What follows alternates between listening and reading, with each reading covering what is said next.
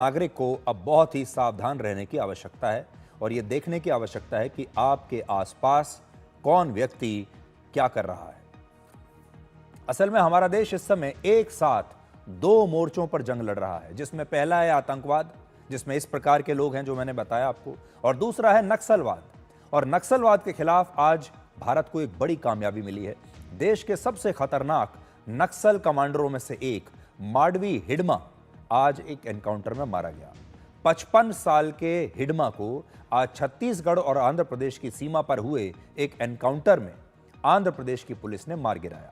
हिडमा पर 1 करोड़ रुपए से भी ज्यादा का इनाम था और वो एनआईए की मोस्ट वांटेड की सूची में शामिल था।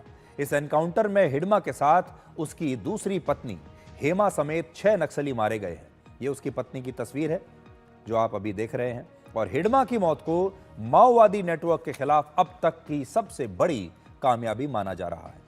इस एनकाउंटर के बाद बचे हुए नक्सलियों के पास छिपने और भागने की अब जगह नहीं बची है। ना जगह है और ना समय है। अब उनके पास एक ही रास्ता है और वो है आत्मसमर्पण यानी सरेंडर, और ऐसा करके ही अब उनकी जान बच पाएगी। हिडमा को नक्सली आतंक का सबसे बड़ा चेहरा माना जाता था। वो जवानों और नेताओं की मौत पर जश्न मनाता था। आज हिडमा के एनकाउंटर के बाद छत्तीसगढ़ के सुकमा जिले में स्थानीय लोगों ने आतिशबाजी की और जश्न मनाया। सोचिए सुकमा के लोग इस नक्सली से कितने परेशान रहे होंगे कि उसकी मौत का भी आज वो जश्न मना रहे हैं।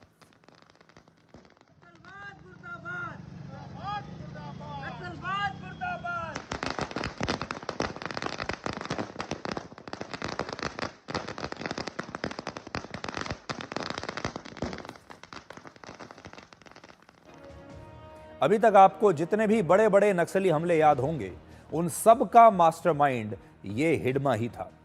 वर्ष 2010 में छत्तीसगढ़ के दंतेवाड़ा में एक बहुत बड़ा नक्सली हमला हुआ था, जिसमें सीआरपीएफ के 76 जवान शहीद हो गए थे, याद कीजिए।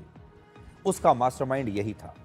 2013 में छत्तीसगढ़ के झीरम घाटी में कांग्रेस की परिवर्तन यात्रा पर एक नक्सली हमला हुआ था, जिसमें कांग्रेस के बड़े नेताओं समेत 27 लोग मारे गए थे।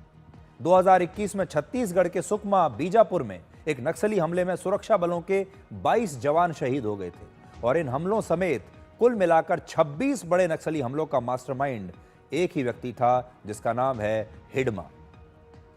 और हिडमा सिर्फ 16 साल की उम्र में नक्सली संगठन से जुड़ गया था, जिसका नाम था पीपल्स लिबरेशन गुरिल्ला आर्मी, और ये कम्युनिस्ट पार्टी ऑफ इंडिया माओवादी की गुरिल्ला फोर्स है।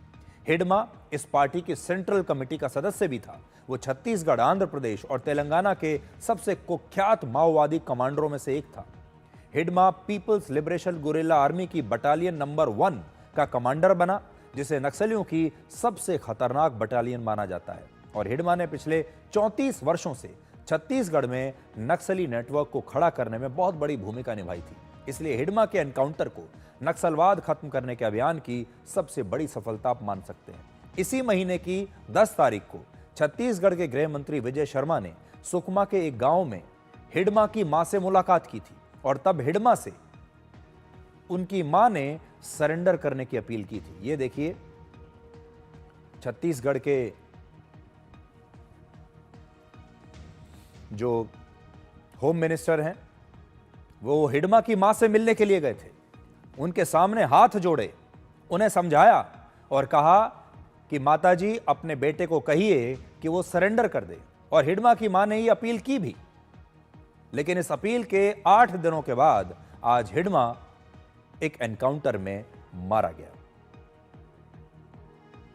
पिछले करीब 20 महीनों में छत्तीसगढ़ में 2100 नक्सलियों ने आत्मसमर्पण किया है। 2100 नक्सलियों ने 1785 नक्सली गिरफ्तार हुए हैं और 477 का एनकाउंटर किया गया है। भारत सरकार ने 31 मार्च 2026 तक देश से नक्सलवाद को पूरी तरह से खत्म करने का लक्ष्य रखा है। और यह कहा जा रहा है कि हिडमा की मौत के साथ ही नक्सलवाद के खत्म होने की शुरुआत हो चुकी है।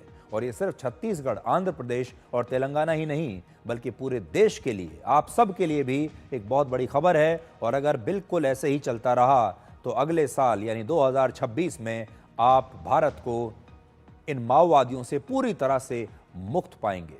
जैसे हम कई बार बीमारियों से लड़ाई लड़ते हैं और कहते हैं कि हमारा देश अब इस बीमारी से मुक्त हो चुका है, ऐसे ही ये नक्सलवाद भी एक बहुत बड़ी बीमारी है। जो दशकों से हमारे देश को खाए जा रहा है। लेकिन अब ये बताते हुए आपको खुशी हो रही है कि अब ये अपने आखिरी चरण पर है और हो सकता है बहुत जल्दी अगले साल तक आपको ढूंढने से भी कोई माओवादी इस देश में मिलेगा नहीं। अब जरा राजनीति की तरफ चलते हैं। अभी भी बिहार चुनाव के नतीजे तो आ गए, लेकिन